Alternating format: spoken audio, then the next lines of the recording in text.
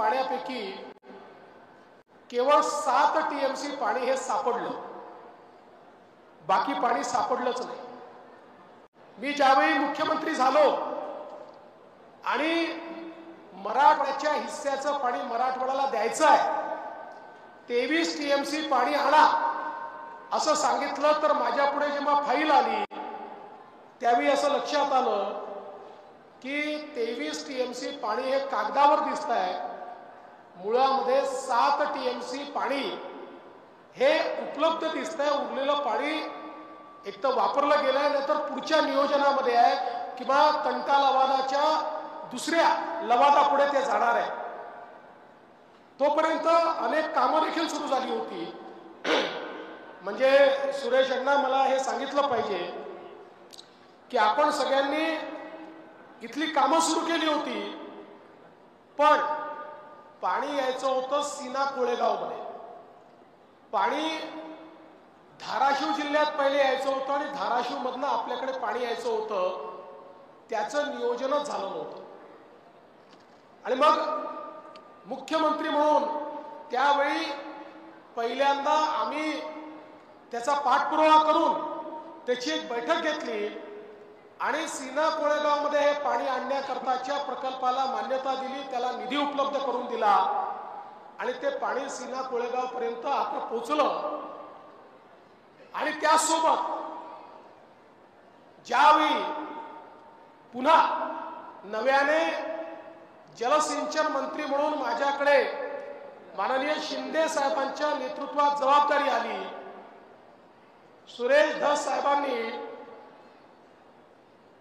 म्हणजे शब्द जरा चुकीचा आहे पण आपल्याला सगळ्यांना माहिती आहे की सुरेश धस मागे लागले की डोकं खाऊन टाकतात,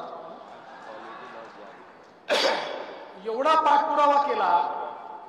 कपूर साहेब सांगतील, सगळ्यात पहिलं आमच्या नवीन सरकारने 2022च्या ऑक्टोबरमध्ये सगळ्यात पहिली सुप्रमा जर कोणाला दिली असेल तर या प्रकल्पाला आम्ही दिली 11,000 कोटी रुपयाची,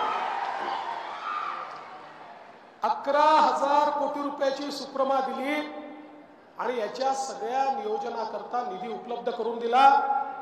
आणि आता हे काम अत्यंत वेगानं चाललेलं आहे। धाराशिव जिल्ह्यामध्येही आणि बीड जिल्ह्यातल्या या आष्टी तालुक्यामध्ये हे मोठ्या प्रमाणात पाणी आपण आणणार। मला विश्वास आहे की या भागाचा दुष्काळ हा आता भूतकाळ होणार आहे आणि ज्या गतीनं काम चाललेलं आहे त्या गतीनं लवकरच आपल्याला हे पाहायला मिळेल की संपूर्ण परिसर हा बागायती झालेला असेल।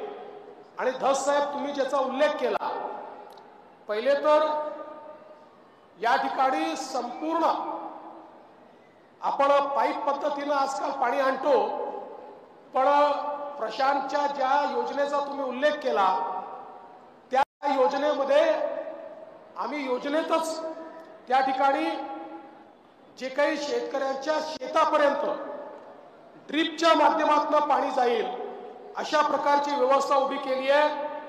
मी कपूर साहेबांना या ठिकाणी विनंती करतो की या योजनेमध्येही आपण पाण्याचा महत्तम वापर झाला पाहिजे, या दृष्टीनं शेतकऱ्याच्या बांधापर्यंत ड्रिपने पाणी त्याच्या शेतीमध्ये जाईल अशा प्रकारची योजना ही सोबत तयार